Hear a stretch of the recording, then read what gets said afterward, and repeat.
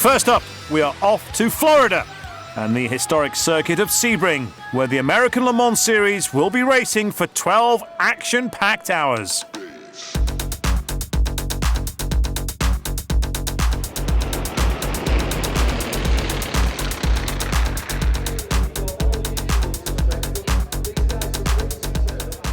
The 12 hours of Sebring has always been a favourite with sportscar drivers. The mixture of day and night endurance racing creating a unique atmosphere. Oh, fantastic, and what a great day. Yeah, incredible event. We're really fortunate to be here, and we're looking forward to a strong and competitive race.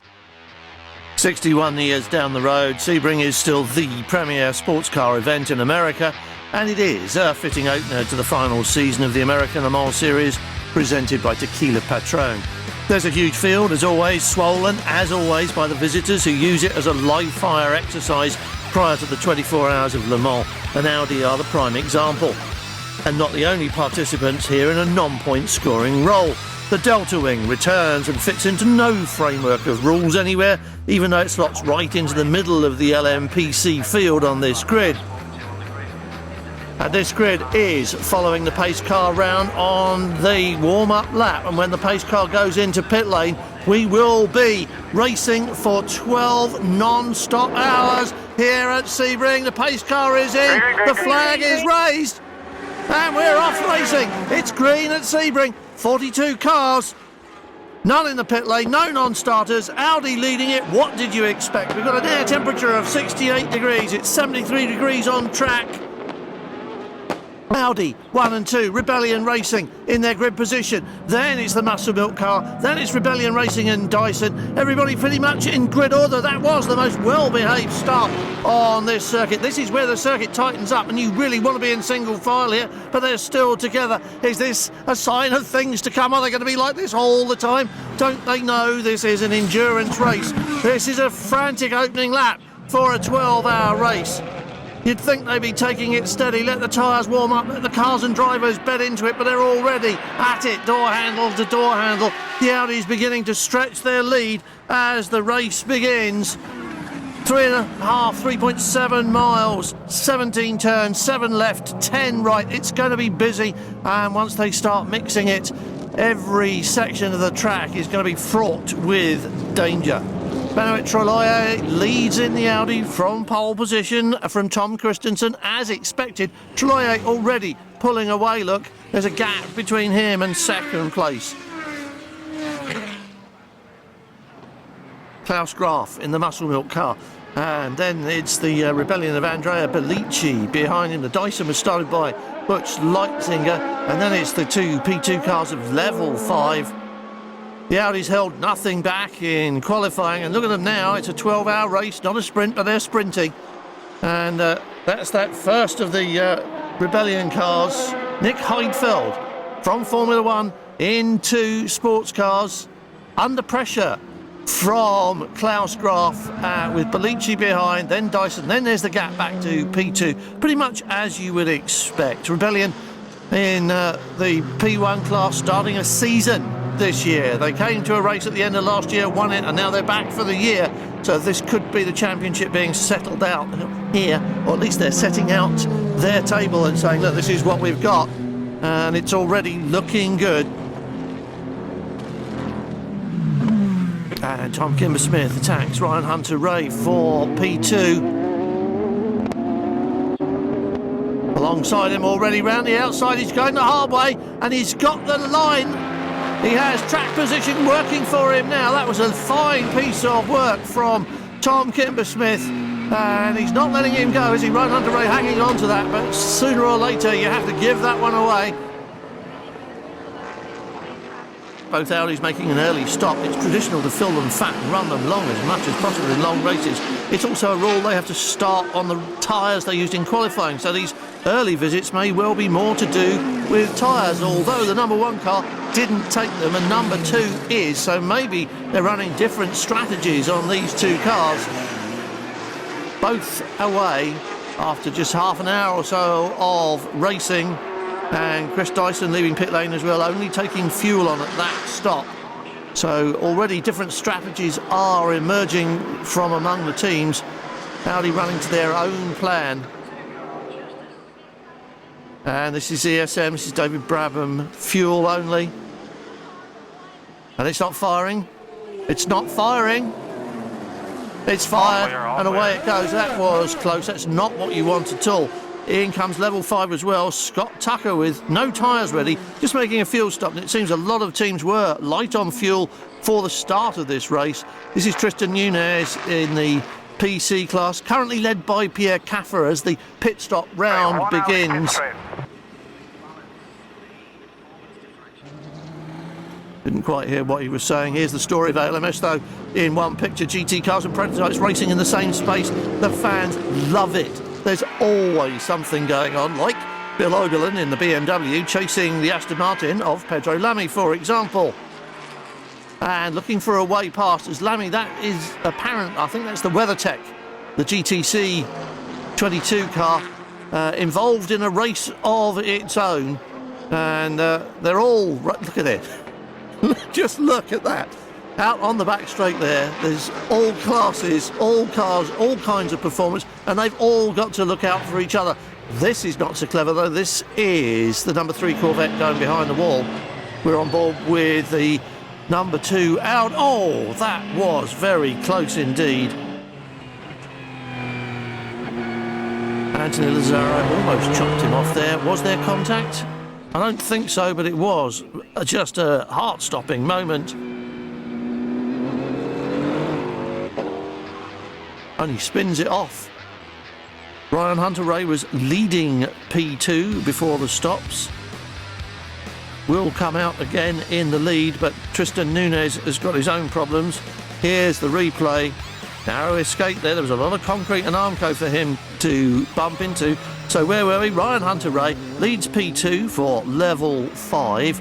We're on board with the Dyson. Chris Dyson still at the wheel, but it's losing time on track and it may have a problem. No. It just shut itself off again. Coming in now.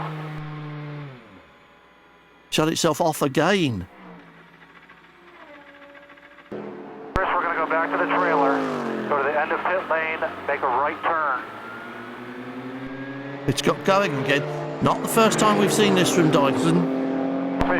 We've seen this mystery fault once or twice last year.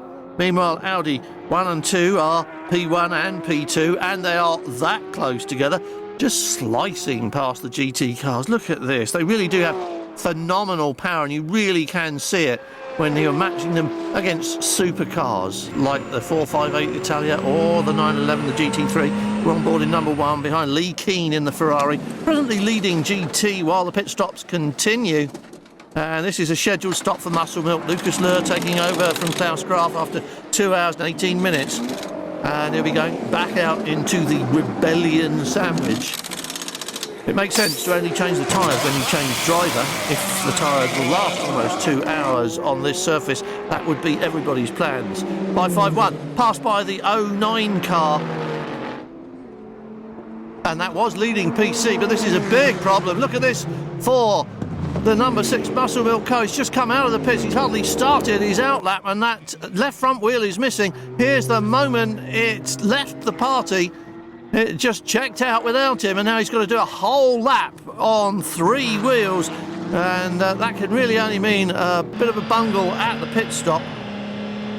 On board the number 2 Audi again, Alan McNish after the stops, right on the tail of Marcel Fassler. There's a lot more bragging rights going on here. McNish threw under brakes to take the lead, although Fassler didn't really make it difficult for him. It's gone bang, hasn't it? That was the Delta Wing. In a cloud of smoke, that is the engine. Get off the racing line if you're dropping oil. We don't want that. It's freewheeling, but if he is leaking oil, we may need to flag him, and we've got yellows anyway, full course yellows. We've not long had the regular stops, and there's a fire still going on there. They'll need extinguishers. We do have a yellow flag, and that will close the field up. Corvette came in leading GT, and the team are proud of that rapid-fire reputation for pit stop turnarounds. Milner out, Westbrook in, and we're ready for the restart. Marcel Fassler back in front. Alan McNish 7 seconds behind in the pack as they start this green lap. And the white car with the blue stripe is the 9 of Bruno Junqueira, leading the PC class. The Core Autosport is out of position in the pack. It's number 500 in P2. The blue car about 3 cars back. Busy start, lot to think about, lot to keep your eye on. Muscle Milk lost a wheel after the last pit stop, but really picked up some time again afterwards. Lucas Lure's on the same lap as the P3 Rebellion car he's chasing. We're on board in 500. This is P2 David Hennemeyer Hansen, one of the revelations of last season. And it's mayhem in GTC, as predicted. This is going to be a tough class this year. Aston and Ferrari are GT cars in that mix. And now goes 552 on the infield nearest us, Simon Pagano. One of the ESM cars in the distance, it's Ed Brown. They've obviously had a touch. Pagano keeps it going, but Ed Brown has lost the engine. Replay on board with Brown, and he obviously wasn't expecting that to happen. Race director policy is that the overtaking car is always to blame for the contact.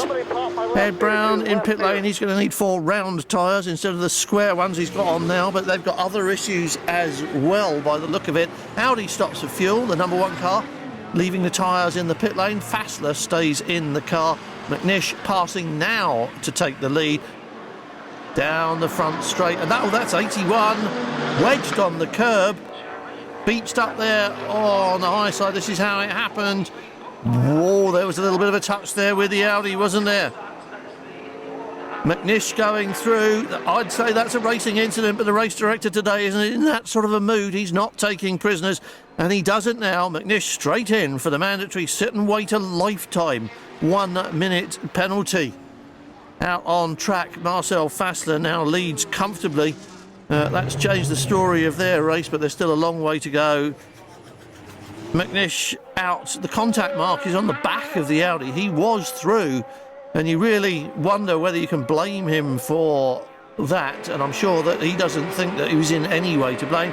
We're on board in the 91 Viper, not only back in ALMS but back with a vengeance. The 23 Ferrari is about to go a lap down in GT. Joey Hand in the BMW is about to pass him on the inside at turn 1. We had the best seat in the house for all of this. So close in GT.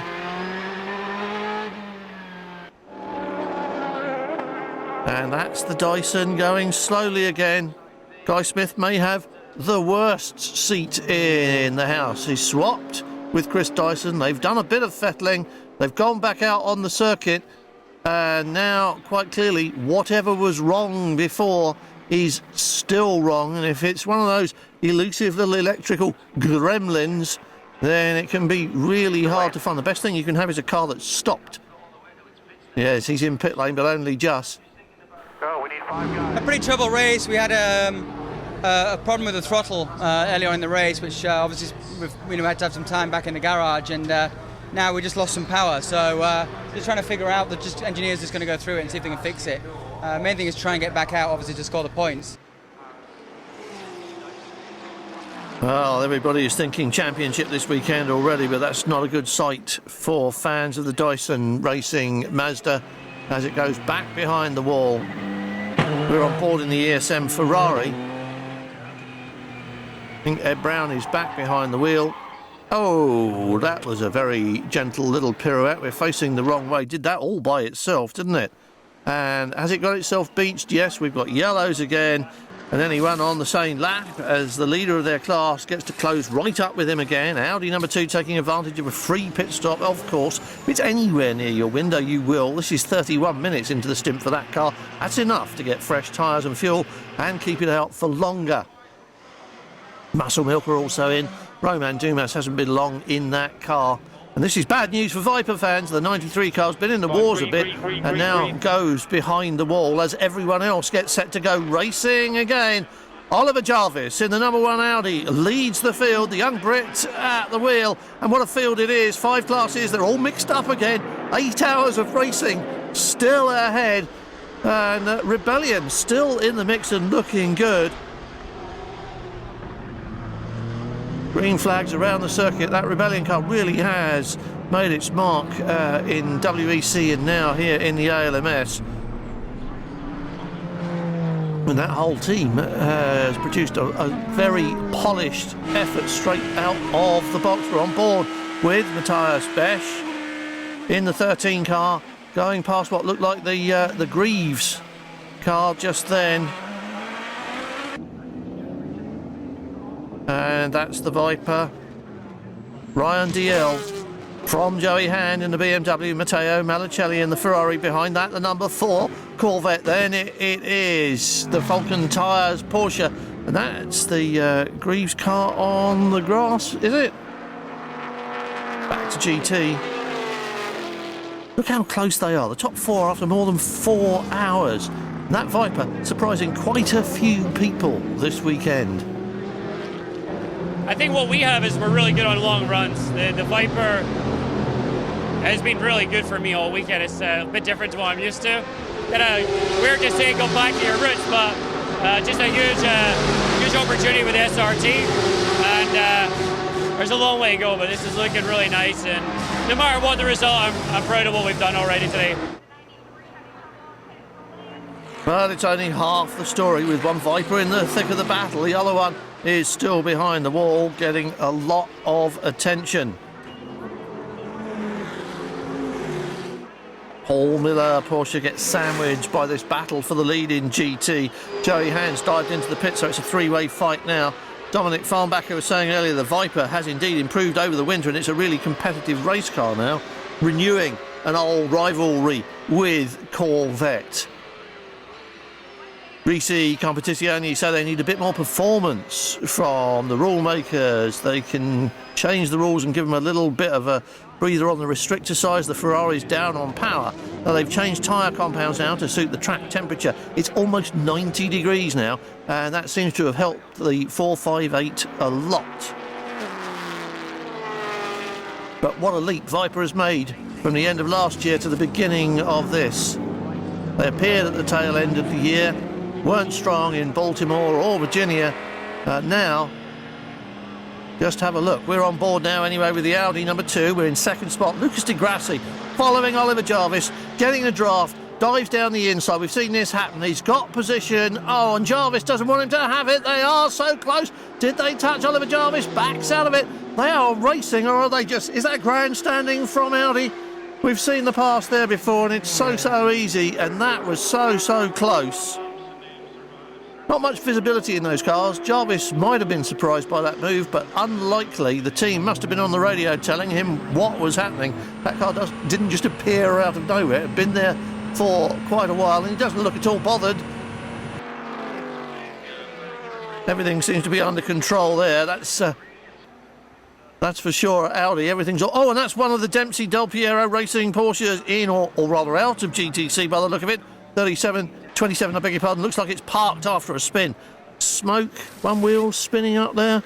We're at the pit stop for Audi. Jarvis in the number 1 car, fuel and tyres, still at rest for 45 seconds or so to complete the fuel fill at the regulation speed. It can't go in too fast. There are rules about that. Keeps the pit stops steady, gives them time to change the tyres with only the minimum people over the wall. Rebellion Racing still looking strong, heading up the best of the rest category here, and announcing that WEC title was no fluke. They're in ALMS for real. Number 2 Audi pits for fuel and tyres, and everything seems to be going to plan. They're a lap clear of Rebellion. This is our championship drama for the day as Rebellion Racing stakes a claim for the P1 title with a strong performance against the Muscle Milk Honda, which just goes into the lead of the non-Audi race this weekend. Have a look again. Klaus Graf just cuts past at turn 10. Track position all his, and away he goes. And he's off at turn 3. That looks like 02. In the dust cloud on track. Let's have a look again. Oh, and he runs straight up the back of him. Straight up the back. And there is absolutely no reason for that at all, except just a little bit of inattention and perhaps a slower car than he expected. Klaus Graf pays the penalty in the sin bin. He'll say that the other car braked early or was too slow, but the race director says get in the bin. GT leader Richard Westbrook. Oh, and a touch with the Ferrari. He was passing that 23 Ferrari of Bill Sweetler, and he was through there as the Ferrari turned in. And Richard Westbrook's going to say that wasn't his fault either. But I know what the race director is going to say, and so do you. Here it is again. He's right alongside there, almost door to door when the Ferrari turned. And he could have left a bit more space. In fact, it looked as though he was inviting him through, didn't it? Westbrook didn't by no means barged his way through. Oh, and that's it off again. That is the 23 car heavily into the wall. And that is out the back of the circuit at turn 14, I think. Just have a look at it. Oh, he just turns normally and spins. Well, was this a legacy of that touch with Westbrook? Was it a flat tyre or something mechanical? It was a normal looking turn in, and it just sailed away from him and slammed into the wall. That was quite a big impact. Did quite a lot of damage to the car. Got a lot of damage to the tyre wall. That's going to take a bit of time to repair. The driver's going to the medical centre as a precaution. Pits are open and the 4-car leaves after a driver change. Westbrook out of the car, but the penalty will be applied to Oliver Gavin, who is now driving. We're ready for the restart in the evening sun, almost 7 p.m, and the darkness is coming, but we're going back racing again. Green, green, green. Green flag. Here we go. Bit of a traffic jam exiting turn 17 there. McNish looking for a bit of clear road and finding it on the way towards turn 1. Audi on the move and leading the field once again. All that unthreading to do in the pack. That is Gavin in the bin, paying for Westbrook's a lead stint, and this will seriously disadvantage Corvette now. It's been so close in GT, and this will cost more than the minute that they spend at rest. The lead was only just about 7 seconds at the pit stops, and that will all have gone. Spectacular sunset time as Ryan Briscoe leads P2 from his level 5 teammate in 5.52 by about a lap. So it's all looking fairly comfortable in P2 for level 5. And Mark Goossens here was 5 seconds behind Gavin before the minute penalty on the Corvette, but now Ricci Ferrari lead with Ryan DL battling Brian Sellers ahead for third place on the front straight. V8 grunt against the Porsche flat 6. Viper horsepower was never in doubt, so just watch this one happen. Down on the inside, and that's the Viper taking the places. It's full darkness on track now, even though there is still some sun in the air. And Malicelli pits in from what had just become the lead of GT, hands that car over to Olivier Beretta. Matteo Malicelli out. We've seen a lot of him in GT racing. He's quite a stern driver. He was quite a fierce competitor when he was young, and that's bad news for the 91 Viper. In trouble, failing to restart after its pit stop, going behind the wall. This would be a shame if such a great start to the season ended prematurely. Up until now, you've got to say Viper is back, bang on the pace, and leading an ALMS race for the first time since 2000, when it dominated GTS. No problems for Olivier Beretta, himself a double winner at Le Mans in a Viper, and the championship's most decorated driver ever, and most of that coming at the wheel of a Viper. And it's back, yes. Dominic Farnbacher about 6 minutes adrift, which will disappoint the team, but now won't spoil a magnificent season debut as the number 55 BMW is getting caught up in the thick of the GTC action. The Flying Lizard not quite on the pace as the 30 car of class leaders NGT. That's Sean Edwards at the wheel now, after a very slow pit stop because the outgoing driver Marco Siegfried was so cramped he could hardly move and he had to be pulled out of the car. Passing in the traffic, picking your way through. Look at the speed differentials on the straights compared to the corners as in comes 31 in the pits with the engine cover open. That's not good. The damage is from earlier on, so it isn't that. Kuba Gamatiak had just hit the front in GTC, but they're repairing the light, so that must have been damaged in that accident. And this late in the race, minutes in the pits can't be won back. We are heading towards the closing moments now. The track temperature down from 88 to 66 in about an hour since the sun went down. But that's about the only thing that is cooling off here at Sebring. Marcel Fassler leads the race at this point, and that's probably the way Audi want those two to finish. But running between the brightly lit parts of the circuit and the really dark parts at these speed is a test of every racing skill as well as eyesight. We still have enough time for anything to happen, and it could even happen to someone going as smoothly as the Audi team have seen to do. 81 off the Dragon Speed Orica in PC, but the engine's running. He'll be back on again in a moment. Rebellion almost at the end of another strong performance in the ALMS. Cars, pit stops and team all running like clockwork. This will be important as the season progresses and championship points become an issue. And speaking of clockwork, behind the lights, that's what's happening. That's what this performance has been from Audi once again. And I'll tell you what, Aston Martin won't be too disappointed either. They've had some problems, but they've been on the pace and they're still running strongly. And this looks like a step up from them compared to last year as well. Caught up in the GTC battle, and the lead of this class has been going back and forth like a ping-pong ball for the last hour. It really does promise a lot for the rest of the season. Currently, Damien Faulkner in the 66 car leads it, and wouldn't that be a popular win in the paddock? But the 45 Lizard is right there, and the defending champion WeatherTech, the 22 car, also close as well. So it still isn't over, and it looks like GTC is just going to keep hammering on until the checkered flag. The 27 car was on pole, and it's been thumped pretty hard in the back there. Stefan Johansson's been battling for the lead in PC with the 52 car on and off. Kyle Marcelli's just taken it back. Every class has a battle except P1, and if you ignore Audi, it's still close there as well.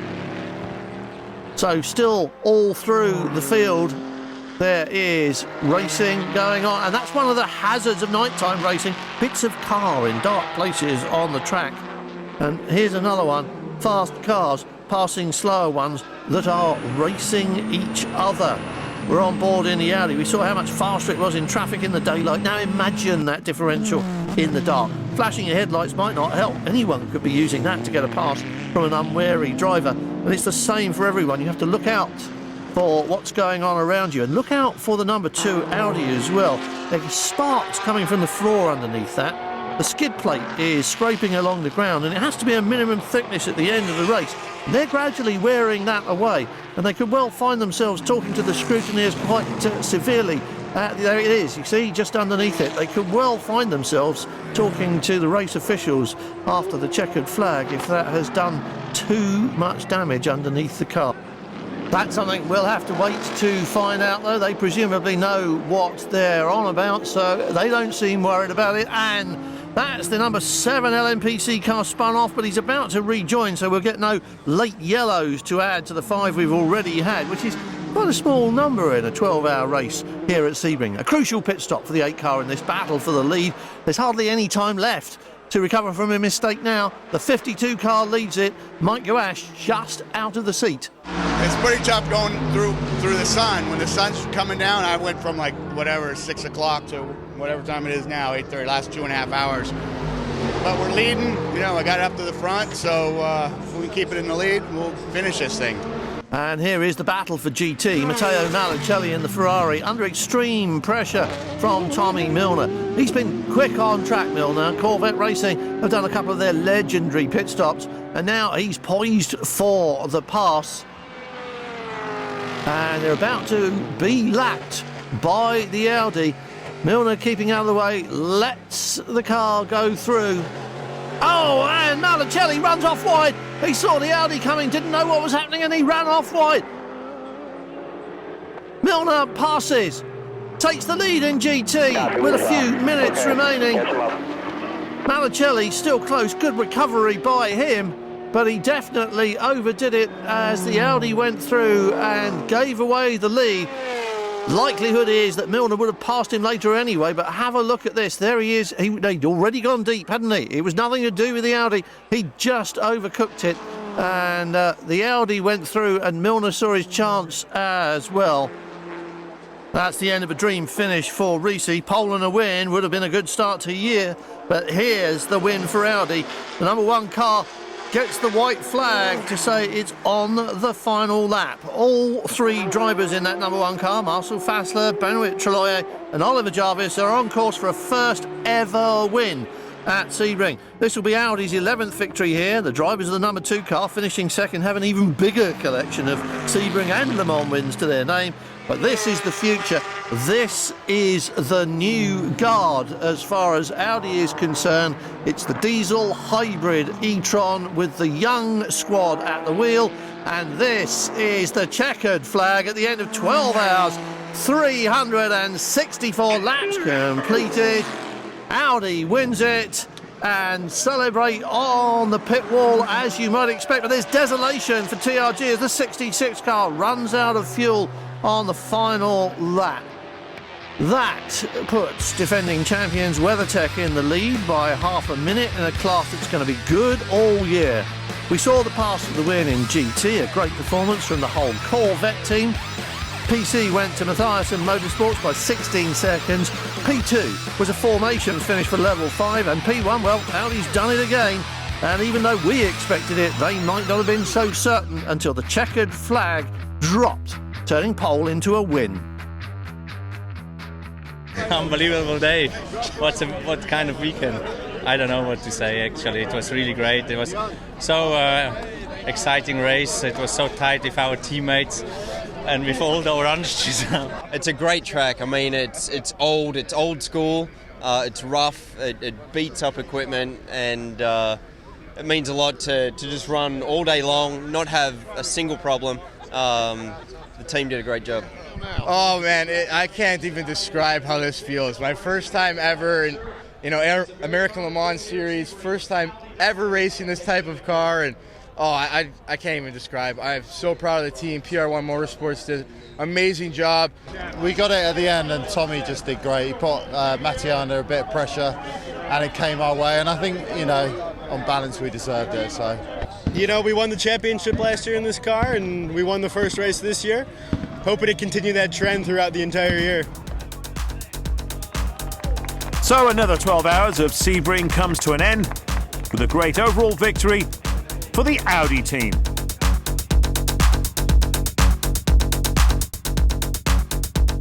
It's 1996. After a tremendous and exciting third round in Spain, the sports cars of the VPR Endurance Series are at Silverstone for round 4, the British Empire Trophy. Headline news of the weekend was made by the appearance of the Bugatti team running 2 new 96 McLarens for BMW as a shakedown for Le Mans.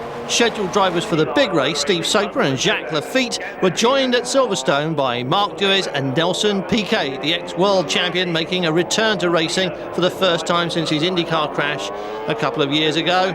But it was Soper who set the pole time and put the number 24 McLaren on the front row of the grid ahead of the Ferrari of Jean-Marc Gounon and Eric Bernard, with Lotus third fastest and defending world champions Nielsen and Boucher fourth quickest.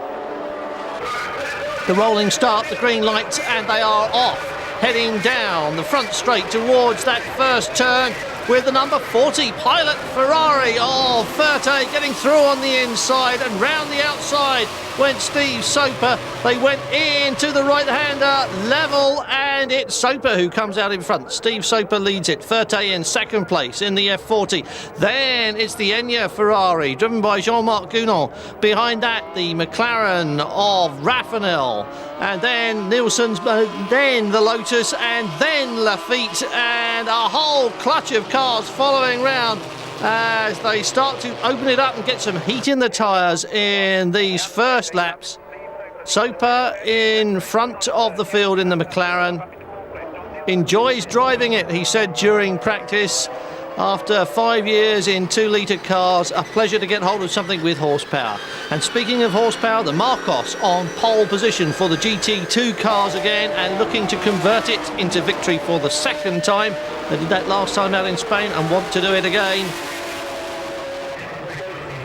Up among the back markers, Soper leads it. There's the number 40 Ferrari, and here comes Jean-Marc Gounon in the number 28 car, right behind on his tail.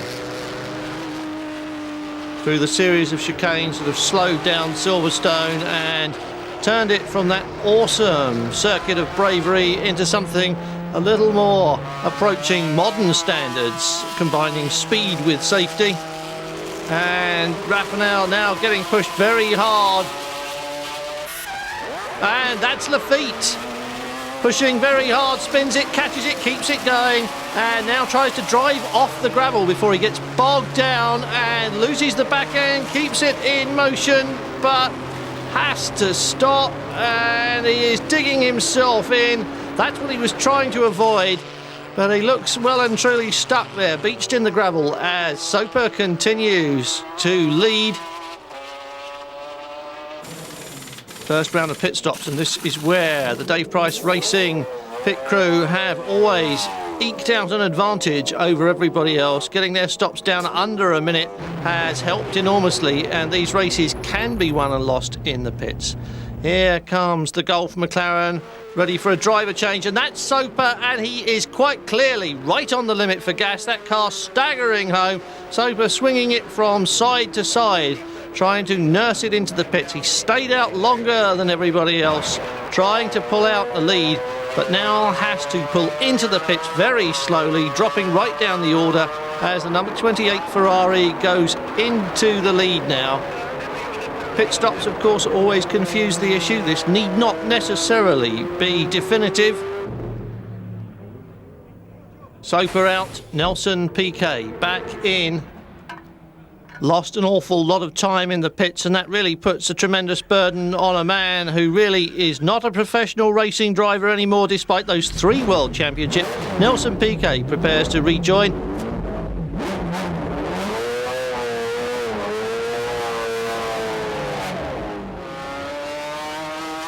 The yellow McLaren of Wallace and Grouillard, with Frenchman Olivier Grouillard at the wheel, attempts to take the lead from the number 28 Ferrari.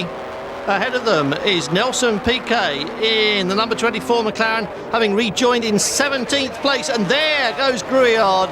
Well, Olivier Grouillard's middle stints in these championship races are becoming something of a legend. He always gets his head down in the middle watch of the race, and so often it's Grouillard who sets the fastest lap during the middle 2 hours. Final pit stop. 55 seconds at rest for the yellow McLaren, and that really is brilliant work by the Dave Price team, and allows the car to rejoin, still in the lead, still nursing a lead of about a minute.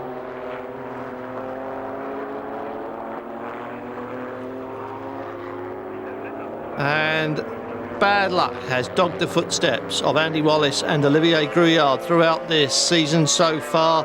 Pushed off the track in Paul Ricard, and that is James Weaver being pushed out of second place by Jan Lammers, as the Lotus, still going and looking as strong as anything else on this circuit, barges its way up into second place and sets about the pursuit of the race leader. Well, they said they could run with the McLarens when they got everything right, and there's the proof.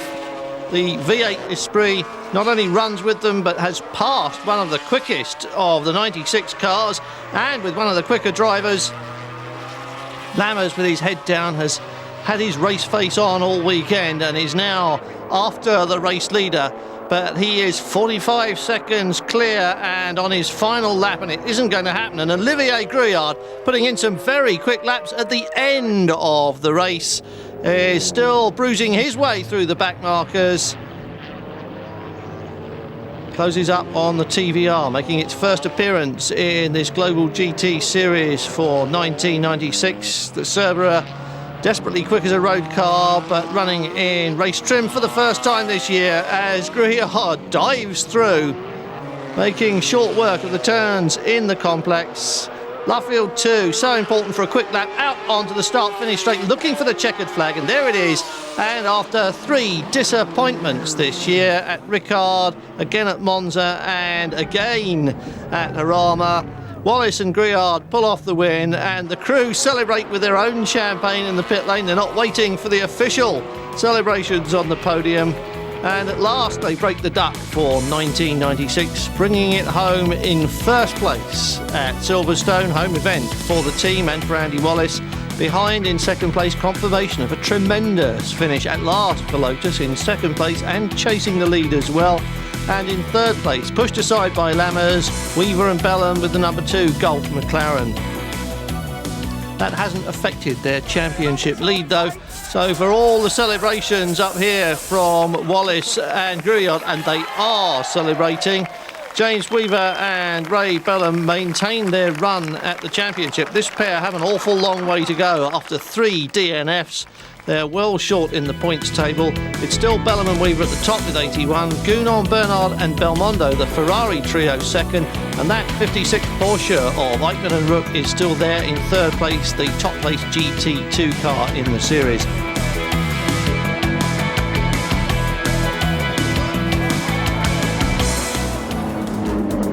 We stay in England, but a different circuit. Brands Hatch is the venue for the Diablos and round 4 of the Philippe Chariot Trophy.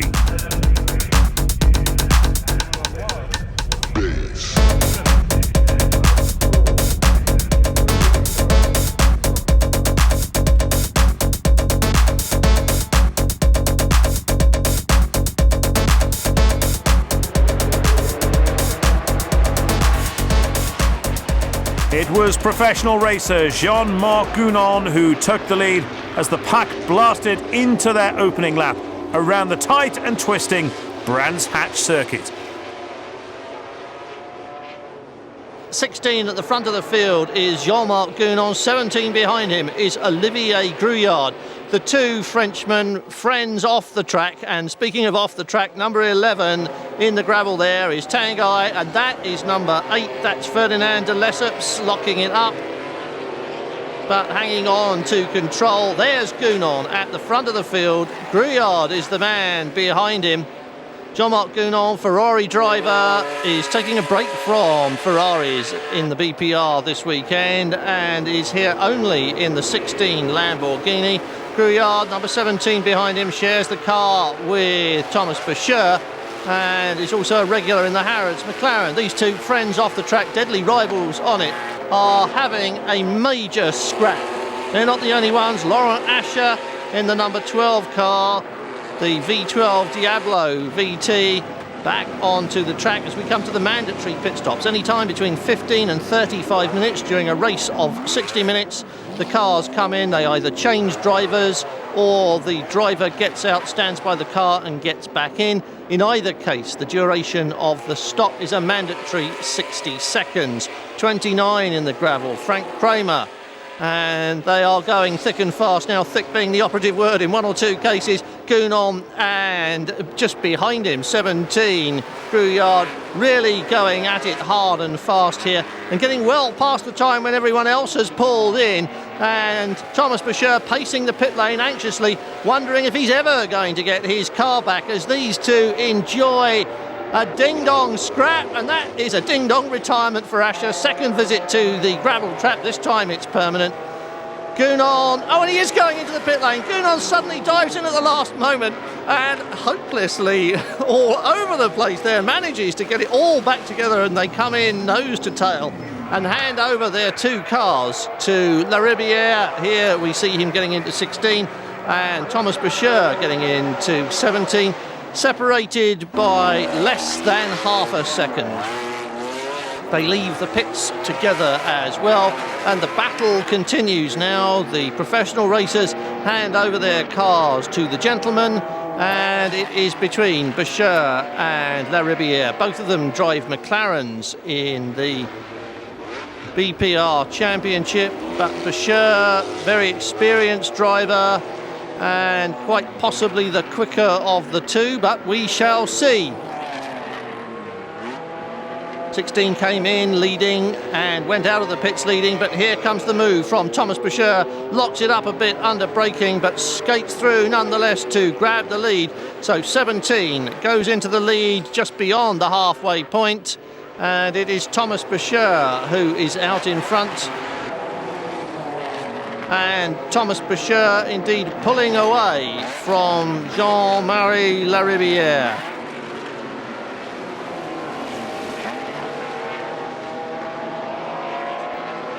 up the hill and passing slower traffic. 23 we got to look at then was Remy Samuel. 28 car, and that's Philippe Chariol. Number 2 is Philippe Chariol, the man who makes the watches and sponsors the championship. And a deeply embarrassing spin for him, but he gets it going again and carries on.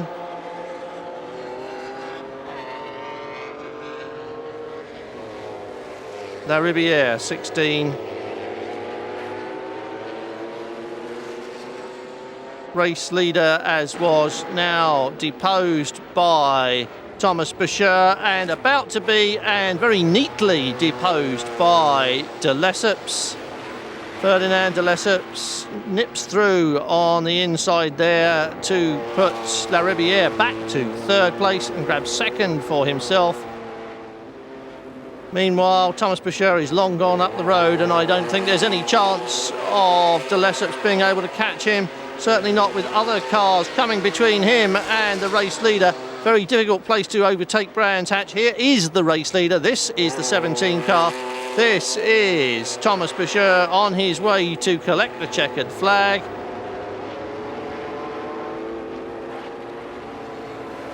Faultless race for Boucher, and a highly entertaining race for Grouillard and for Gounon in the first half of the outing. Everybody around the circuit enjoyed it, except perhaps Thomas Boucher, but he'll be smiling now as he looks forward to taking victory here at Brands Hatch. He's on his final lap, and he's just a couple of miles away from the checkered flag. De Lesseps is behind him. Neugarten has replaced La Rivière in third place. And there is a checkered flag waving for Thomas Boucher, second place behind, and a long way behind it was. Some 15 or 20 seconds behind is de Lesseps, and in third place it's Neugarten and Thiers in the number 1 car, and that really does boost these two up the points table. Gounon and La Rivière still on top of the points, but they're sharing that now with de Lesseps.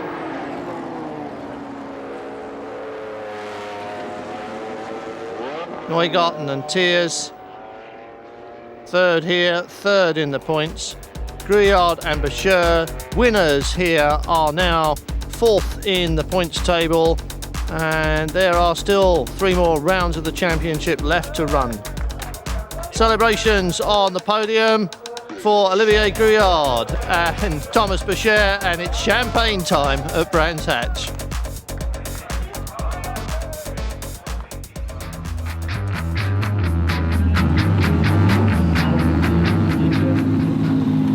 The year is 1998, and we're at the Nürburgring in Germany for the GTR Euro Series.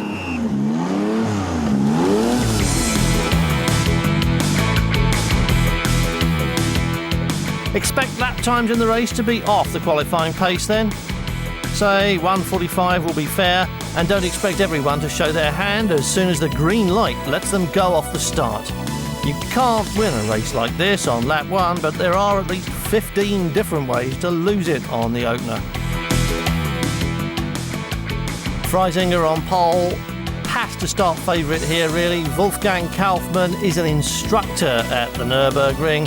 He knows, according to his teammate, he knows enough about this circuit to drive around in the dark with his eyes shut and still qualify on the front row. And we'll find out if he can demonstrate that prowess in this race. 18 degrees, the ambient temperature above the start line. It's been sunny all morning and expected to get warmer rather than cooler. And weaving from side to side to warm the tyres. No tyre warmers allowed in this championship. No tyre warmers at all anywhere on this series. So weaving from side to side, the only way to get heat into the sidewalls. No overtaking on the warm-up lap, but the green light says it's a good start, and off they go. 35, the white car on the right. 9, blue and white on the left, just edging into the turn as they brake for turn 1. Third gear into the right-hander, staying in third all the way round.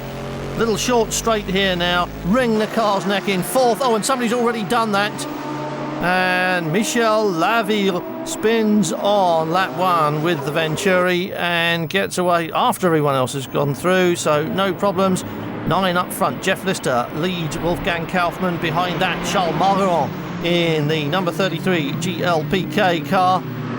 So it's Porsche, and Porsche. GT1 from GT2 and GT2.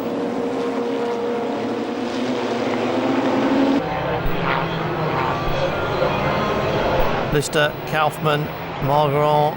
Behind that is the number 37 car, the Brunn Porsche.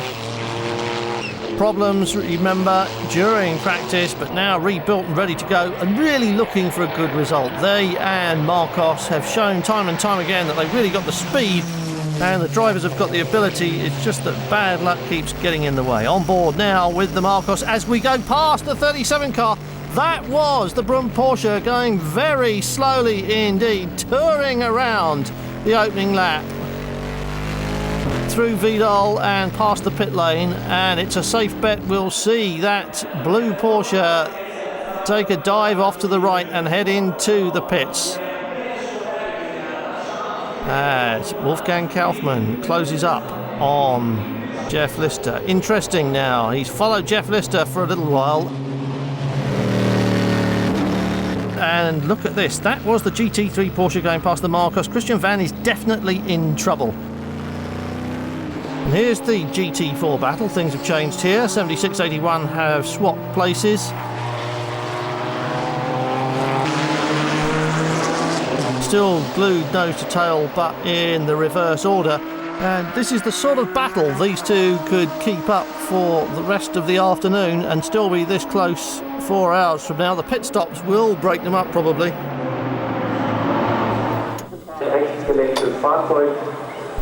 Well, those long faces don't tell us anything except it's not good.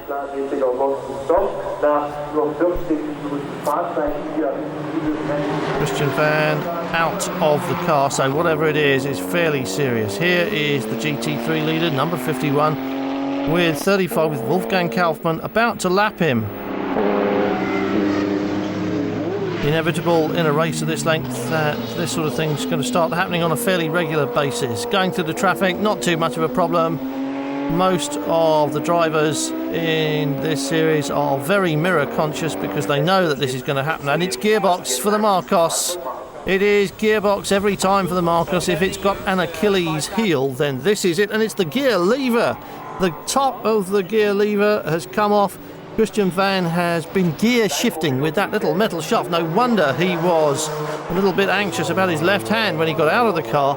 That's why he's probably worn it down to the bone.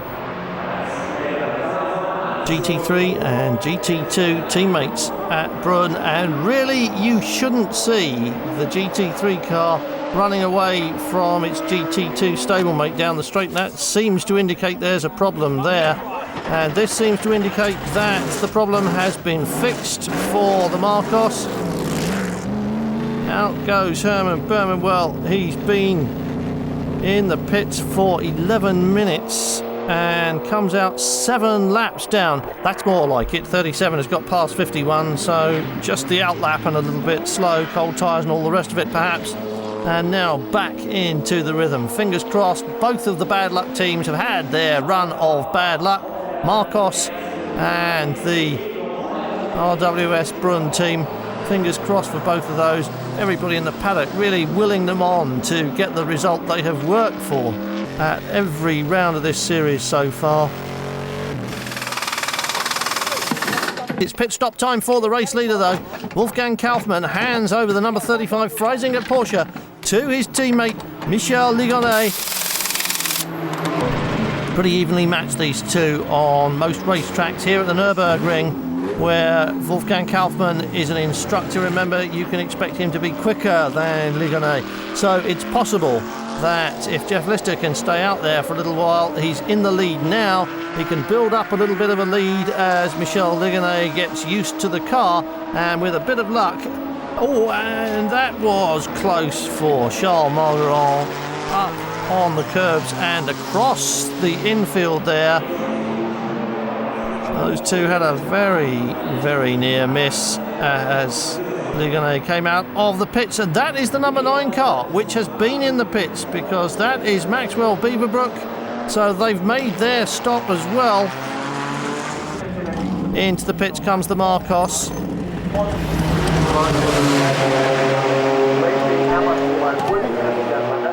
Fuel in, and is this going to be a driver change as well? One would expect as much.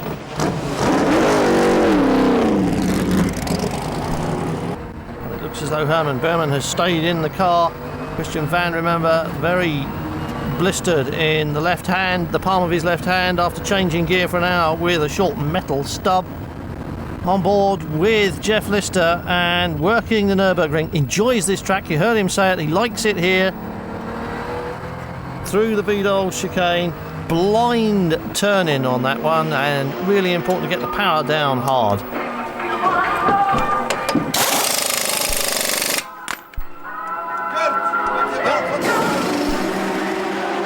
Stefan Cohen is in the number 33 car. He's the quickest of the trio who handle this, and will probably take it all the way to the checkered flag for the last 2 hours. I couldn't sit very well, so I couldn't rest. I couldn't use my physical condition. It was very, very hard for me. It was so bad feeling. And I couldn't reach the times that I did yesterday. Not at all, but okay, that's racing. But he forgot to take it out, so we will see. Bad luck for the 33 team. 71 laps into the race. The Marcos has been in for its pit stop. Took on fuel but didn't need tyres because it's not really lapping at full speed, and there is obviously still some kind of a problem. Yeah, the problem is when we go full, then the oil go to 130 degrees and they give oil alarm. You have to stop, so you have to downshift all the time, and then you can keep the oil between 124 and 129 degrees. So hopefully with slowing down a little bit we can drive the race out. Strategy blown to bits by a shredded tyre. The G-Force Porsche clawed back some of the time it had dropped. Jeff Lister managed to get half a second a lap out of Kaufmann, but it's not going to be enough. I think it's quite tough to get into the lead now. We had a puncher at the end of Jeff Lister's first session, so that set us back. We were hoping not to change tyres when he came in, but so we had to change a full set. So any advantage we built up by saving the tyres, we effectively lost early on in the race. But we'll see. We'll see if we can double stint the tyres this time, and if we can, then we're in with a shout.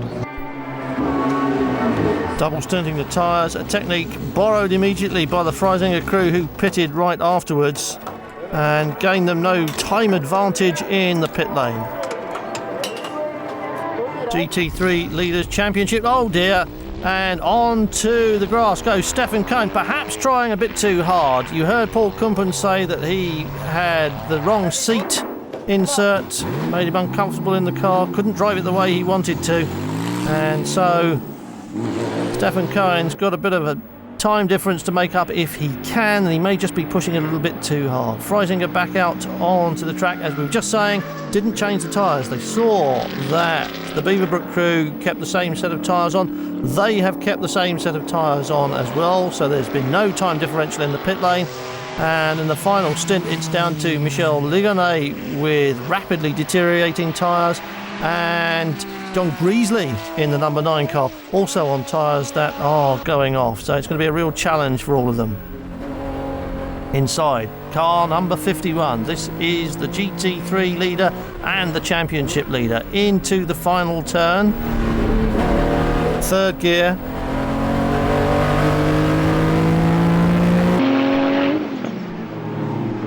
And this is Stefan Cohen.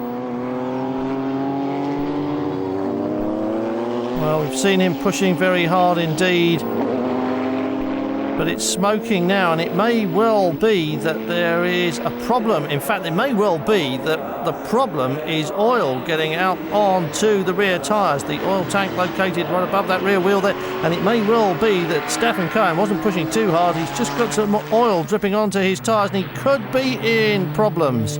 No problems up front for Wolfgang Kaufmann, who is quite clearly running away with this one, adding a couple of seconds a lap at some points to his lead on his way to the checkered flag and victory. But behind him in second place, somewhere in the distance, and the only other car on the racetrack on the same lap as Freisinger, is an excellent performance from the Beaverbrook crew. Victory for Freisinger after 4 hours, ahead of Maxwell Beaverbrook, Jeff Lister and John Greasley, with third place for Paul Kumpen and Stefan Cohen. They stopped near the end of the race to top up the oil, and though it may have looked a steady race and an easy win for the Freisinger crew, there is no such thing, especially not in endurance racing. It was a hard work because the car was doing a well job, but to win a race, to make a good job, to make each lap time as quick as possible, it's not so really easy. So, but like I say, the team have done a really good job, and so we are really, really happy to win that race here. Champagne all round on the podium. But the real winners this weekend were the crew of the Brunn Porsche, Gunther Blieninger and Hans Hoffer, going home with an ever-increasing lead in the championship points table. But several other people have moved up as well, and most of them have been behaving very badly indeed on the podium. That's the way it looks. A good weekend's work for all the crews, especially Max Beaverbrook. Yes, we're happy. Yes, we've done 2 rounds. We've had 2 podiums, so we're very happy with that. And we'll see what happens in Spa.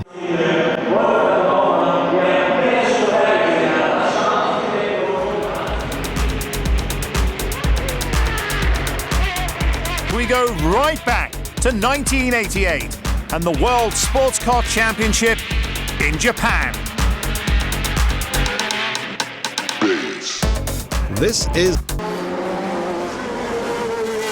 You're looking at the number 62 Ferrari of Jamie Mello leading the number 45 Porsche and leading a GT2 at the moment. They can of course run, and that is Ryan Briscoe coming into the pits. Briscoe on his way in. The team spotted on telemetry that there was a puncture.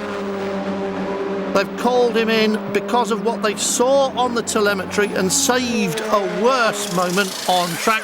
They were ready behind the wall with 4 fresh tyres, but it's actually a left rear tyre that was deflating slowly, and this is just a disaster. A whole lap at a standstill. It's 45 seconds to go through the pit lane without stopping, plus about 10-12 seconds to change the tyres. And that's Thomas Milner, and he's facing the wrong way. 21-year-old driver coming too fast, I think, out of turn 9 just behind us, and he's flipped it into the wall. His first season racing a Porsche, not his first season racing, full course yellow, pretty much inevitable. Very early in the race, 17 minutes of running time. This is what happened to Milner. Look, just gassed it up in the middle of the corner and whoop, off you go.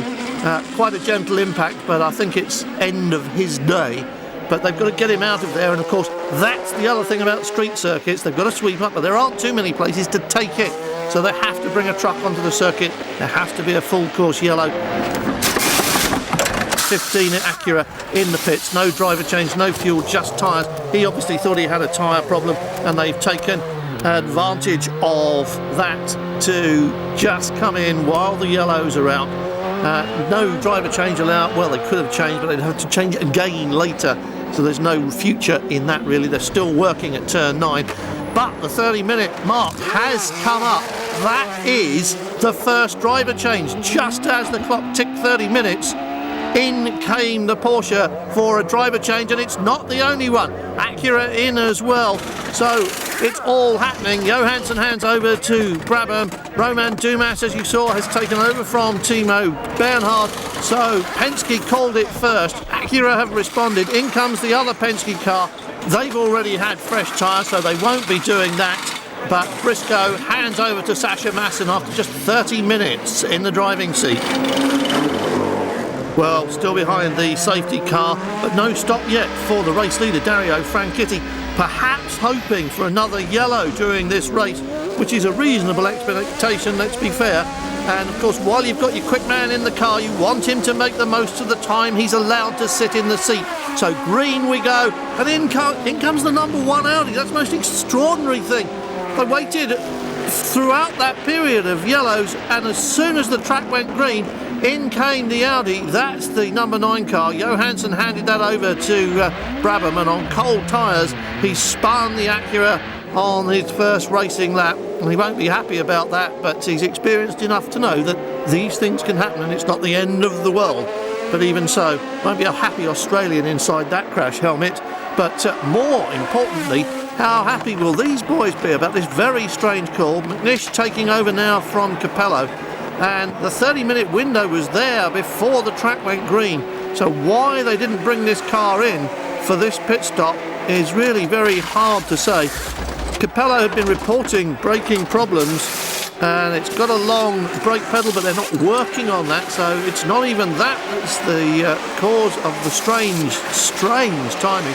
And this really is race-losing strategy. And out in front, Dario Franchitti heads up the number 2 Audi, as you saw from the aerial. McNish is going to come out on the same lap just about. Or is he? Will they lap him as they go down the main straight? No, he's clear, and they're just coming round the corner on Shoreline Drive there. And there's the race leader. So McNish is still on the same lap, but even so, you can see what that has cost them. And it still remains the strangest moment of the race so far, although it's young and there's plenty of opportunity for more. So McNish back on track. Franchitti still the leader. And Pirro, is he catching? Audi coming on strong as usual as the race develops. Well, we've seen that countless times before.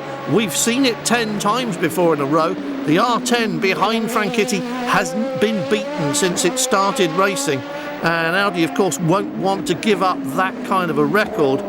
But today might well be the day, because this circuit really doesn't suit the big heavy LMP1 cars, petrol or diesel. And it does very much suit the LMP2s, as Dario Franchitti is demonstrating. We're on board with the number 1 car now, and still pondering about that really strange pit stop they made earlier. We think we pit at the right moment because the minimum driving time is 30% of the race, and then we think we have pit at the right moment. But anyway, for me, it was a short race, and I didn't enjoy it at all because, after 2 laps I was running without brake, and it was not really nice to drive. Well, the braking problem's been sorted. That was Mr. Brabham's moment of excitement that we saw earlier on being replayed for his greater embarrassment. But watch the onboard and see as he gets mid-corner and touches the throttle, it just snaps away from him on cold tyres. And he's a passenger from that moment onwards. He didn't stab at the throttle, nothing very much, but cold tyres, and that's the sort of thing that can happen. So Penske Porsche have a free pit stop, do they? Was that the right call? Or will there be further yellows that will allow this man in the middle of the pack, there he is, number 26, Dario Franchitti, to carry on and take the win? Lots of traffic here. It's McNish who is in front of Franchitti and wants to stay there so he isn't lapped. Franchitti doesn't want to be held up by the Audi where it's slower, because behind him is McNish's teammate Emanuele Pirro. Behind that GT2 Ferrari is the number 2 Audi, and it wants a piece of the number 26 Acura. And at the moment the traffic is working in Pirro's favour.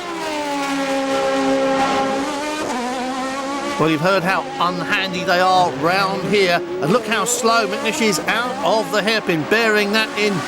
And then now, as it starts to pick up speed and the torque comes in, the Audi begins to draw away from the Acura, so that by halfway down the main straight of Shoreline Drive, it's got a couple of car lengths. Pirro closing in from behind again, and now they're backed up through turn 1, 2 and 3, takes them round the fountain.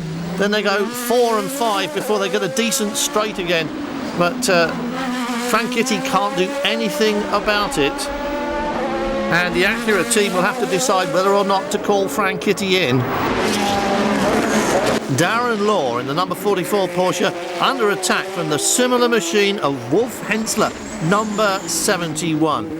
the Rizzi Ferraris, 62, that's Mika Salo now, and 61, that's Lazzaro now, have both stopped under yellows and had their free pit stop. These two both stayed out, so although they are battling for the lead, they owe us a minute in the pits, and that's really going to change things in the running order, and it might very well work out in favour of the Ferraris if they can run 70 minutes on one tank of gas around this circuit. It's pretty much touch and go. They can do over the hour, but that's usually on a more open circuit with a lot less braking and acceleration, and that's the stuff that of course uses up the fuel more quickly. And that's an overshoot in front of them for the Dyson Porsche. That's number 20, Guy Smith, just a little bit too excited going into turn 9, and gets away with it after a little moment in reverse gear. He's lost a couple of places. Look, there it was. He just didn't want to be outbraked into the corner and outbraked himself. He'll be cursing fluently, I have no doubt, inside his crash helmet, because that's dropped him back. And here comes the McNish now. Oh, but just look what's happened in the background. That is Emanuele Pirro going past Dario Franchitti into turn 1 to take the lead. So Alan McNish was unlapping himself past that Acura, but Emanuele Pirro has zapped Dario Franchitti, and we have a new race leader for the first time since the start of the race, and it is Audi who lead from Acura. It is Pirro from Franchitti. Here's the moment. Look to the top of the screen and look to the right hand side, and you'll see Pirro dart out of the slipstream and just late brake Franchitti into the corner while he was all wrapped up wondering what to do about the car in front of him. He got gobbled up by the Audi, and we've seen that before. On board now the Porsche of number 71, Hensler, chasing Law, and is he passing him here? Yes, he is. Just gets through. This is Ben Devlin, 4th place overall, 3rd in LMP1. Franchitti is still up there, but both the Penske Porsches have dropped back after their pit stops. Unless we're going to catch a break one of these days, but unfortunate because we got a real good start. You know, Franchitti stayed in front, and that was all good, and we were running strong. So it's a bit of a bummer, but we're still in the race. We got the driver change done real quick there, and we're up with the leaders. So let's see what we can do. Well, they don't look too unhappy about the situation. That still might be the right call. In comes the number 3 Corvette, Magnussen, handing over to Johnny O'Connell. They're stopping after 50 minutes. That was the plan for both cars. Watch the number 4 car come in after this.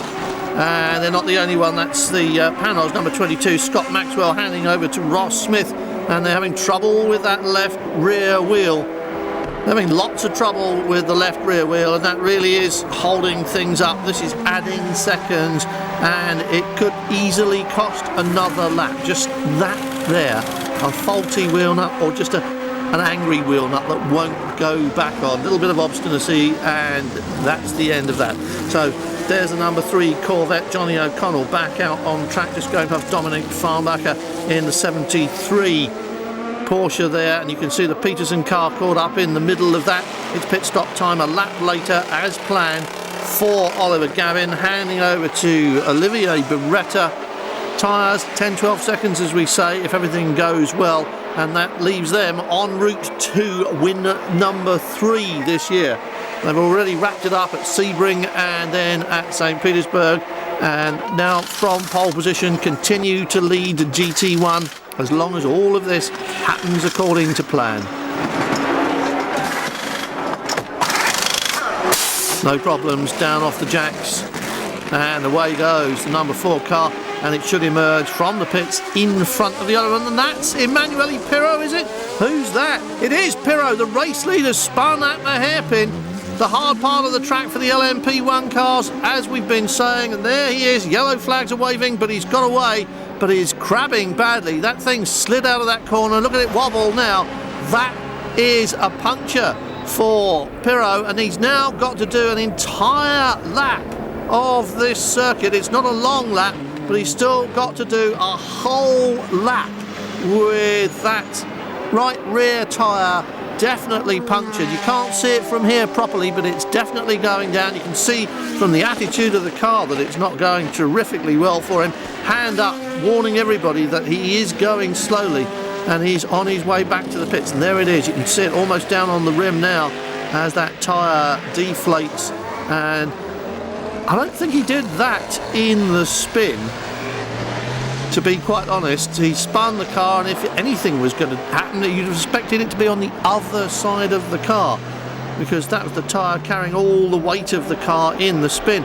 It makes you wonder whether he had a puncture coming into the hairpin, and that's what put him almost into the wall. He managed to catch it, and he's managing to get round. Let's have a look now. Well, you can't see anything. There's a flying lizard Porsche behind him, Bergmeister, and let's look down and see what happens as they come up to the hairpin through turn 10.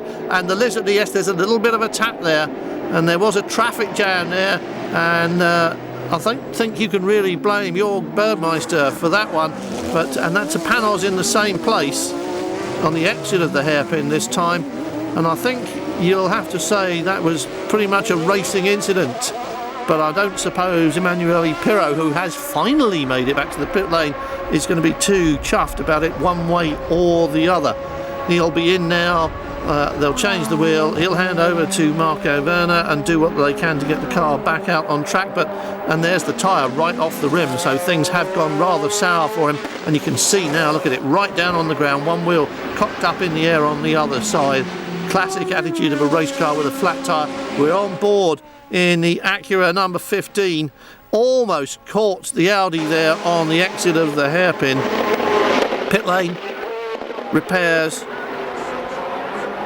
The bodywork does look a little flappy at the back end there, and there may well be some zip ties and gaffer tape coming into play here, but the main thing is to get the tyres on it. And that's number 8, that's Ben Devlin stopping in pit lane. He's got it into pit lane, and it's just rolling down pit lane. He's hoping there's a little bit of a downhill slant shoreline drive, but I don't think there is.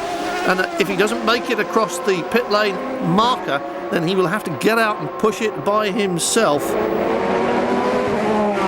And he's doing that now. He seems to be trying to get the car restarted. Perhaps he's out of gas. He certainly doesn't seem too clear about what's gone wrong, so maybe it isn't that simple.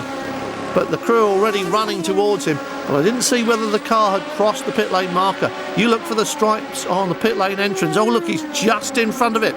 They cannot touch the car until it's over that line, and he's going to have to do that all by himself. Temperatures are falling here at Long Beach this afternoon. It's been a glorious morning and a glorious sunny start to the race, but look at him, don't come near me, saying I've got to do this myself. The clouds are coming over and the temperature's dropping, so it could be all right for him. Out of the pits goes Marco Werner, back in the ALMS series, back in sports car racing, but a long way down after that little moment at the hairpin, which we saw earlier on. Everything seems to be okay now, though. Taking it steadily on cold tyres, don't want any more mistakes. A finish is important. There's still a championship at stake. Have a look at this. Watch the traffic jam build up here as they all queue up to get round the hairpin. And I don't think, to be quite honest, that Bergmeister had anywhere to go except up the boot of the number 2 Audi. And he was doing his best to get round it, but there just isn't any space there. And so that was pretty much an inevitable moment for Pirro. And now the crew have got the Devlin car on the move, and they're pushing it and already working on it. And look at this, we're still out there on the track. The race leading Dario Franchitti back in front now after what happened there. But he's got to stop in about the next 10 minutes. And Acura on the left, Porsche on the right, and Butch Leitzinger winning that little tussle from Adrian Fernandez, I think. Yes, he does.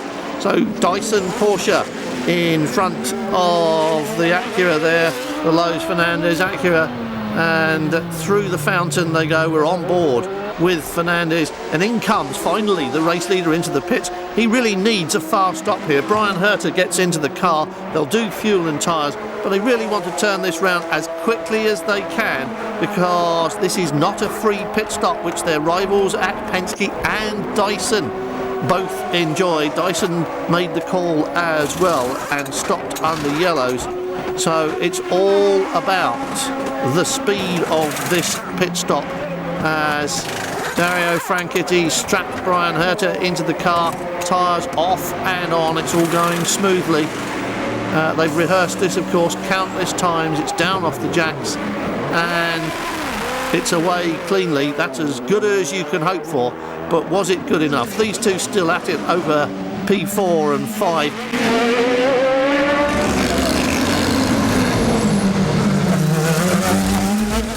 In comes the number 1 Audi.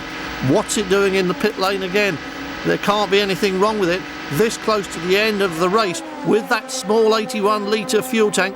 Is it a splash and dash? Did they short fuel it, or did they put in all the fuel they could and still couldn't get it to the finish? I think that's the answer. Alan McNish is staying in the car. It's not a driver issue at all for Audi, but it's a long pit lane, and there goes the 45 seconds right there behind him. So Alan McNish and the number 1 car are now as out of it as Marco Werner in the number 2 car. Little bit of trouble getting it to start up, and away he goes. The fuel hose, 5 seconds worth of fuel, and that's just enough to get him to the end of this race. And that really is tragedy for Audi, and it all looks rather pear-shaped this weekend at Long Beach for them, and it's all looking very good for Penske Porsche. The Audis come out in a Penske sandwich, but it's actually down in 7th place at the moment. There are LMP2 cars in the first 6 places, and that tells you really everything you need to know about the nature of the Long Beach circuit.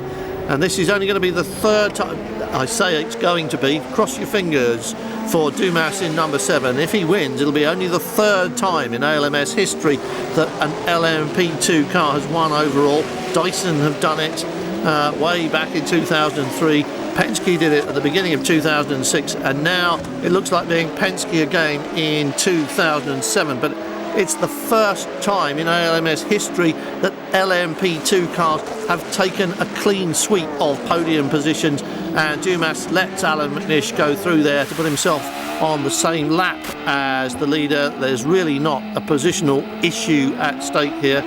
But clean sweep of the podium for the LMP2s. What about all top 6 positions? That is quite something.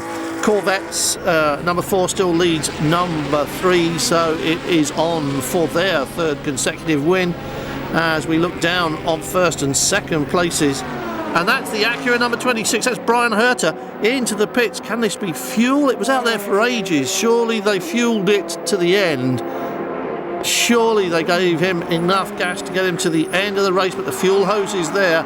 It's plugged in, and the seconds, 2 seconds on the pipe there was all it was for Brian Herta. The fuel light must have been on for quite some time. They need a finish. They can't take a risk on the points. But that really doesn't look like it was a very clever piece of work there.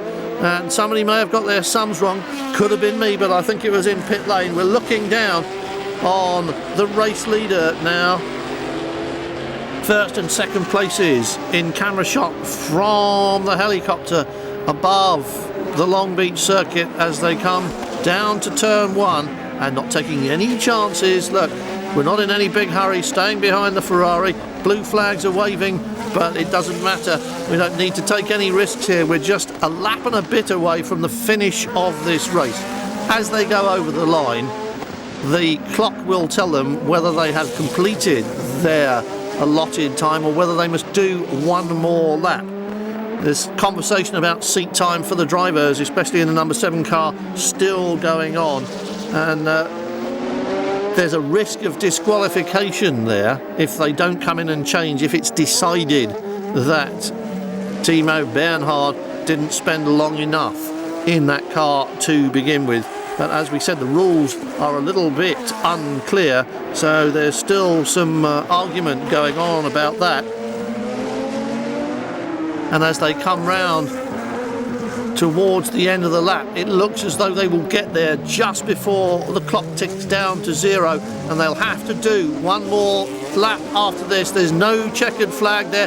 They're saying 1 lap, 4 seconds as they go over the line, shy of race distance, so they must do another lap. That increases the percentage of time that Romain Dumas and Sascha Masson spend in the cars, and therefore decreases the percentage of time which the other two spent in the cars, and that fuels the argument still further.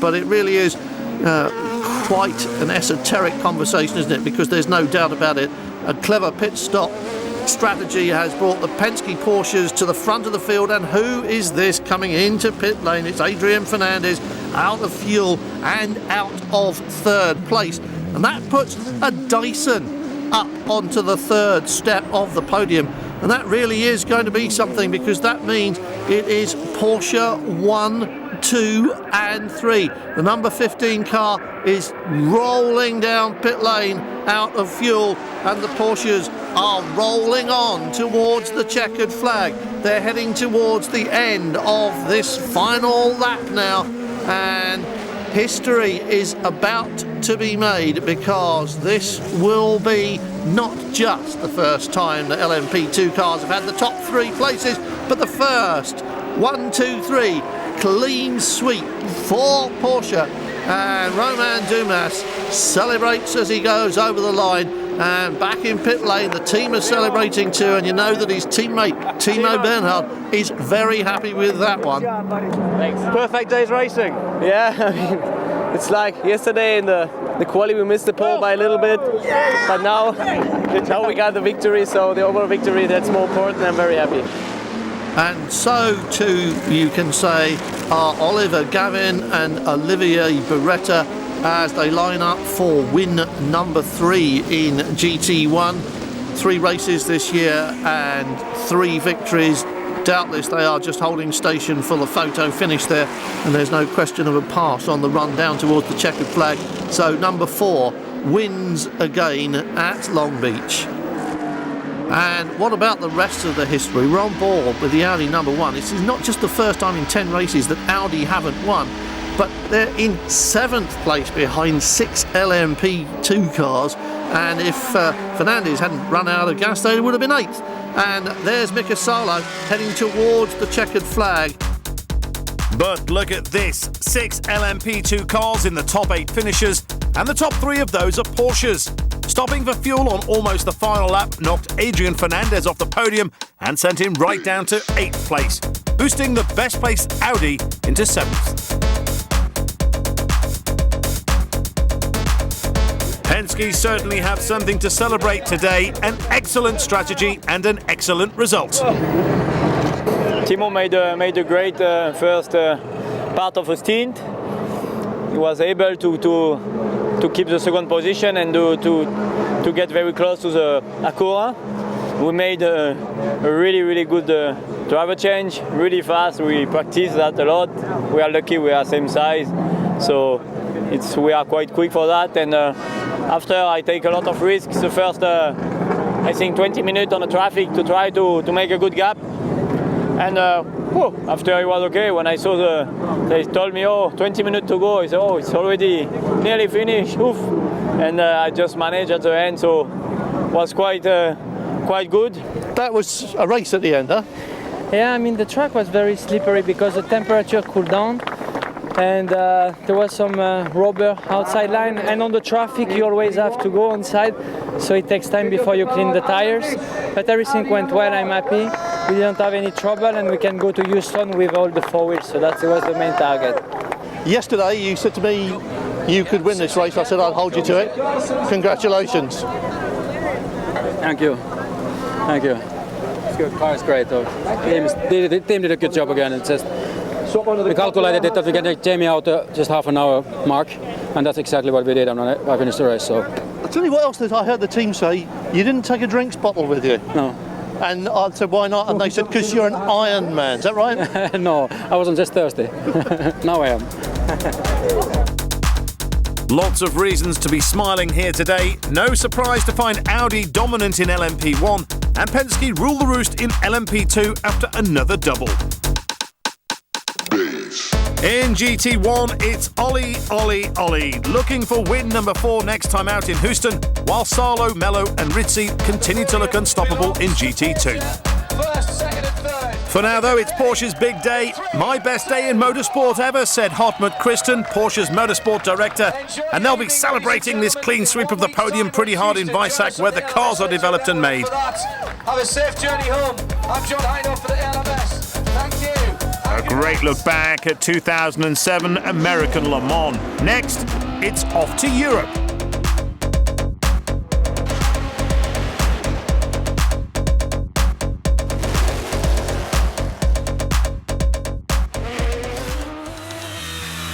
It's 1996, and the BPR Endurance GT Series is at the Nogaro circuit in France.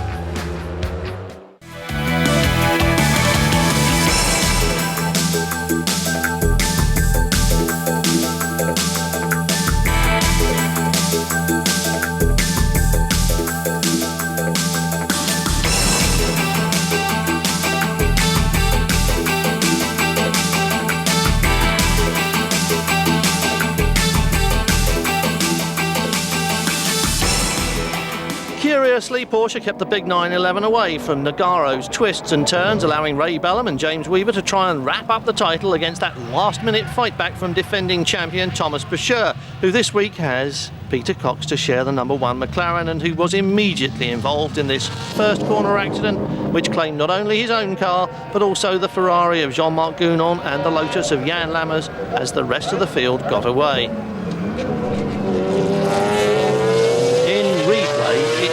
A pure racing accident. Peter Cox was up on the inside of the Ferrari, but almost certainly invisible as the Frenchman continued his charge from pole position into turn 1, crossing ahead of the McLaren and cutting its nose off, sending Lammers into the tyres and also spinning the Ferrari backwards into the tyre wall as well. With Raffinel leading Ferte and Weaver, Gounon was stranded across the track at the start of lap 2, but somehow everybody got past him, leaving him 1 lap behind as he set off in pursuit. This unexplained crash left Soames Langton with serious head injuries. Still leading the race was the number 6 McLaren, driven by Pierre-Henri Raffinel. After a solid season of good results, Raffinel and Owen Jones were still looking for their first win of the year. But this wasn't the way to get it, although it was a good recovery and no real harm was done, luckily enough.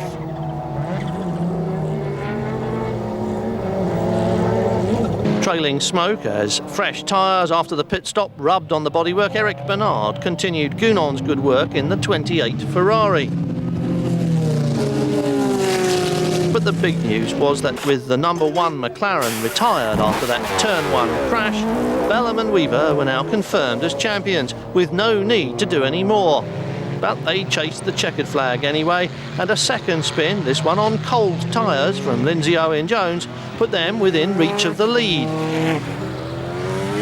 Once again, Gounon's efforts came to nothing as the Ferrari transmission gave up the ghost within sight of the finish and a possible win, relieving the race leader of any pressure and allowing James Weaver to cruise home to a comfortable win, with his teammate behind in second place and the number 40 Ferrari of Ferte and Thévenin in a best ever third place.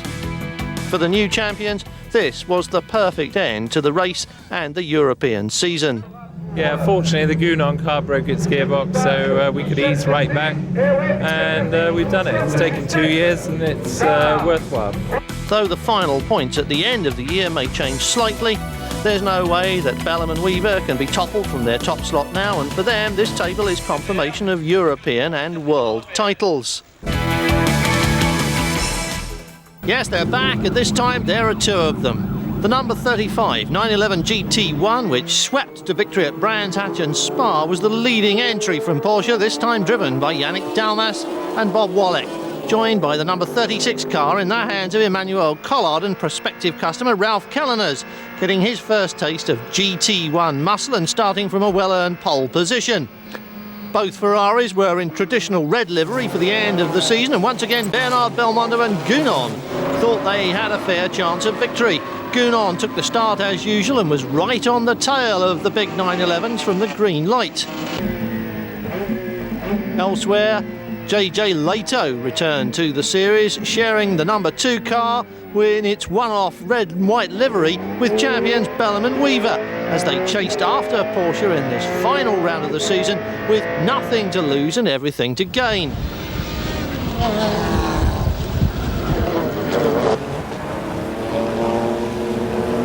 The bad luck which has followed John Nielsen throughout this whole season was right in his wheel tracks once again. Strategy went out of the window when the Conrad Porsche crashed hard though and brought out the safety car, sparking off a wild flurry of early pit stops which involved all the front runners. Drama was matched by controversy as the 35 Porsche was forced to take a stop-go penalty for an alleged pit lane push start, which kept the car stationary for no less than 4 minutes and dropped it several laps back to 6th place. Jean-Marc Gounon had battled his way up into 2nd place on the leaderboard with the number 28 Ferrari before coming back into pit lane to hand the car over to Eric Bernard. But thanks to a cool suit failure, Gounon was totally exhausted by the effort and was close to collapsing in the pit lane after he'd been helped from the car and looked very ill indeed for a short while. The race was still being fought though, and now the number 2 McLaren came in for its scheduled stop. Leto stayed in, but he was already suffering the physical effects of his double stint. The 2 Porsches were running together on track, but the lost 4 minutes were not recoverable, and the Wallach Dalmas car was destined to finish off the rostrum. The McLaren spun at the first turn, Leto suffering cramps in feet, legs and arms, losing concentration for that vital second. Collard and Kelleners were on their way to what was a largely unsung victory. Though Wallach graciously said afterwards that the younger crew would probably have been quicker anyway, pit lane wisdom held that without the stop-go penalty, the old guard would have driven to a comfortable win and Porsche would have ended its BPR marketing operation with a convincing 1-2. But racing isn't about if only and perhaps but, and at the end of the day, it's not even about how you played the game, it's just about whether you won or lost.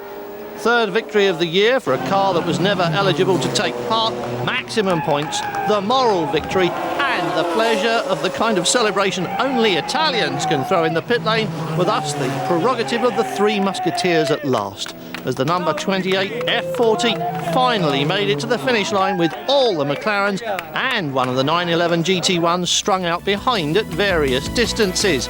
A perfect way to end the season for them, and for many others too, because there's no doubt at all that this was an extremely popular win.